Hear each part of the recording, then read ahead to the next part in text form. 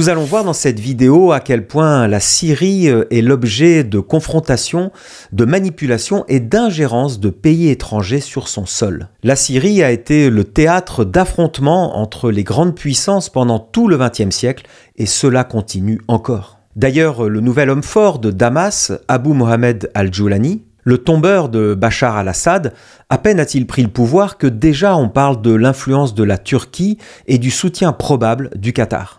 Al-Joulani est à la tête de l'Organisation de libération du Levant, aussi appelée HTC, qui est l'acronyme de Hayat Tahrir al-Sham, et il a établi un régime salafiste dans certaines régions de la Syrie depuis déjà quelques années. Al-Joulani est un djihadiste grimé en homme politique. On peut dire qu'il a été relooké par les services de communication de la Turquie et du Qatar pour lui donner une image beaucoup plus acceptable auprès du monde entier et surtout auprès des Occidentaux. Mais n'oublions pas que pendant la guerre civile en Syrie, c'était un membre d'Al-Qaïda et de l'État islamique. Al-Joulani a été emprisonné en Irak pendant la guerre d'invasion américaine en 2003, et cette prison est connue pour avoir été un lieu de radicalisation et de création de réseaux pour de nombreux futurs dirigeants de groupes djihadistes. Cette prison américaine a eu un rôle crucial dans la formation de l'État islamique, car 9 de ses futurs dirigeants y ont été détenus, dont al-Baghdadi et al-Joulani justement. Alors certes, al-Joulani s'est éloigné d'Al-Qaïda en 2016 pour des raisons tactiques, mais encore aujourd'hui, sa tête est toujours mise à prix aux États-Unis avec une récompense de 10 millions de dollars pour sa capture, parce que son mouvement est considéré comme terroriste. Mais bon, il est évident que les choses vont très vite évoluer maintenant. Son ennemi maintenant, ce n'est plus l'Occident, c'est son grand rival au Moyen-Orient, l'Iran. D'ailleurs, c'est l'éternel combat entre les sunnites et les chiites. Saddam Hussein, en 1980, a entrepris cette guerre contre l'Iran. Il se voulait le rempart de protection du monde sunnite contre la grande menace chiite qu'était l'Iran. La guerre civile en Syrie a donc débuté en 2011 et a vu l'émergence de nombreux groupes d'opposition au président al-Assad, y compris beaucoup de groupes djihadistes. C'était une guerre par procuration, car cette guerre civile a été la juxtaposition de plusieurs guerres simultanées. D'abord, il y a eu l'influence de puissances étrangères comme la Russie et les États-Unis, qui ont rendu difficile l'identification des objectifs et des affiliations de tous les groupes djihadistes. La Turquie aussi a joué un rôle important dans le conflit car elle a soutenu certains groupes d'opposition. Elle a soutenu Al-Joulani, mais toujours entre parfois le malaise et parfois le soutien pragmatique. Ankara semblait pouvoir influencer Al-Joulani pour atteindre ses objectifs en Syrie. Déjà au temps de la guerre froide, l'URSS et les États-Unis s'opposaient de manière indirecte par groupes interposés sans jamais s'affronter directement. Ce temps est revenu en Syrie car Russes et Américains se livrent une nouvelle guerre froide par procuration. Dmitri Medvedev, le premier ministre russe de l'époque, a lui-même employé cette expression. Les Russes ont soutenu activement Bachar al-Assad et ont bombardé l'opposition. Les États-Unis, de leur côté, ont beaucoup aidé les rebelles et demandé le départ du président syrien. En Syrie, Vladimir Poutine règle ses comptes avec les États-Unis. L'Iran, qui est chiite, et l'Arabie Saoudite, qui est sunnite, les deux grandes puissances de la région, se livrent elles aussi une guerre par procuration en Syrie.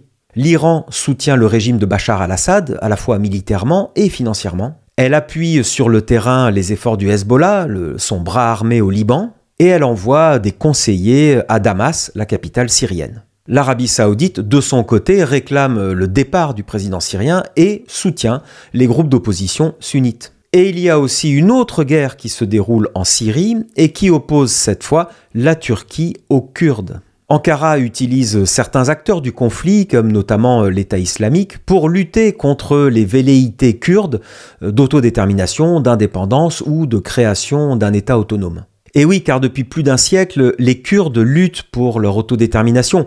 Ce problème vient du dépeçage de l'Empire ottoman. Vous le savez, après la Première Guerre mondiale, cet Empire ottoman qui avait le contrôle sur l'ensemble du Moyen-Orient a été complètement disloqué par les Alliés. Et il y a eu la création de nombreux pays, dont la Syrie et l'Irak par exemple. Et les Kurdes ont été disséminés à travers tous ces différents États qui ont été créés. Cette terrible guerre civile en Syrie a duré de 2011 à 2016. Elle a provoqué une crise humanitaire massive avec des millions de personnes qui ont été déplacées à l'intérieur du pays, mais aussi à l'extérieur. L'Union européenne se souvient avoir reçu la demande de millions de Syriens qui voulaient entrer dans l'Union européenne. Et au final, il y a eu plus de 300 000 personnes qui sont mortes pendant ce conflit. Revenons un petit peu en arrière avec l'arrivée au pouvoir d'Hafez el-Assad en 1963 par un coup d'État militaire. On parle d'ailleurs du clan des Assad puisque le père Hafez el-Assad est resté au pouvoir jusqu'à sa mort en l'an 2000 et c'est son fils Bachar el-Assad qui a pris la succession du pouvoir via une élection présidentielle où il n'y avait aucune opposition. Dès le départ, l'Union soviétique a soutenu le pouvoir du père Hafez el-Assad pour des raisons stratégiques et géopolitiques. D'abord, la Syrie offrait à l'Union soviétique un accès stratégique à la mer Méditerranée et Moscou a pu placer une base navale importante à cet endroit. En soutenant le pouvoir d'Assad, Moscou pouvait affaiblir l'Occident et élargir sa sphère d'influence dans la région. De plus, la Syrie était un adversaire important d'Israël, Israël étant soutenu par les États-Unis.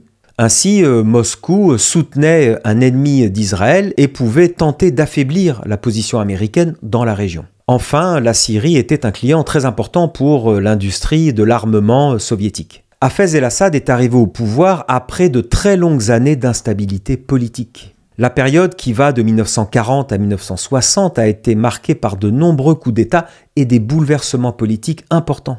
La Syrie a obtenu son indépendance en 1946, mais les Français ont même bombardé la Syrie en 1945 pour empêcher à tout prix cette indépendance.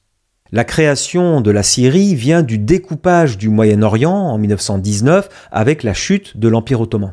Tous ces pays qui ont été créés en 1919, comme la Syrie, l'Irak, le Liban, entre autres, ont été conçus par les Occidentaux pour être difficilement gouvernables avec de fortes divisions religieuses à l'intérieur de chaque pays. C'est la fameuse tactique coloniale du diviser pour mieux régner et pour mieux contrôler. Pendant la Première Guerre mondiale, alors que les combats faisaient rage, les Occidentaux avaient déjà prévu un accord secret de découpage du Moyen-Orient.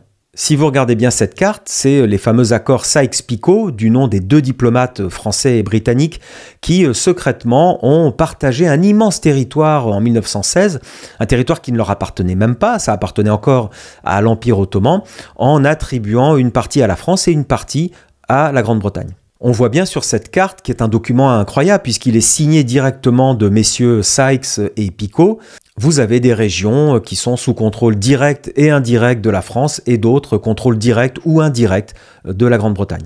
Alors vous voyez bien d'ailleurs que pour ces deux diplomates, les millions de personnes qui vivent là depuis des millénaires ne comptent pour rien finalement. La France se voit attribuer le contrôle du Liban et de la Syrie, tandis que le Royaume-Uni prenait le contrôle de la Palestine, la Jordanie et l'Irak. Et oui, le Proche-Orient est une zone vitale pour les Britanniques à l'époque, car c'est sur la route vers l'Inde, la grande colonie britannique. Et puis les Anglais contrôlent l'Égypte depuis 1882, et donc tout le trafic maritime qui passe par le canal de Suez. Les Français, pour leur part, contrôlent la dette ottomane. Et oui, ils ont prêté beaucoup d'argent au XIXe siècle à l'Empire ottoman. Et avec la chute de l'Empire ottoman, ils ont bien l'intention de se servir directement en prenant du territoire. Après la guerre, les Américains inventent un nouveau terme colonial qui s'appelle le mandat, qui est une sorte de colonie à durée déterminée. Et ils vont créer des pays comme la Syrie, l'Irak, avec leurs frontières actuelles. Et les pays contrôlés par la France deviendront une république, comme en France, et les pays contrôlés par l'Angleterre deviendront une monarchie, comme en Angleterre. Et dès le départ, les régimes qui sont mis en place dans ces nouveaux pays doivent servir les intérêts occidentaux. Finalement, il va y avoir la révolution communiste en 1917 en Russie, il va y avoir Mustafa Kemal, Atatürk, qui va prendre le pouvoir en 1920. Ce nouveau redécoupage du Moyen-Orient sera donc définitivement acté à la conférence de San Remo en 1920. Et pendant cette conférence, on parle déjà beaucoup du pétrole du Moyen-Orient, car il en faut beaucoup maintenant pour les avions, les chars, les camions, les voitures, etc. L'idée de cette conférence, c'est de créer des États arabes sous tutelle occidentale. Ces accords ont façonné le Moyen-Orient tel qu'il est aujourd'hui, et sont à la source de conflits dramatiques et incessants qui ont mis le feu à la région depuis les années 1920. On peut dire que cela fait plus d'un siècle que la conférence de San Remo renferme en elle les germes de toutes les guerres qui ont suivi.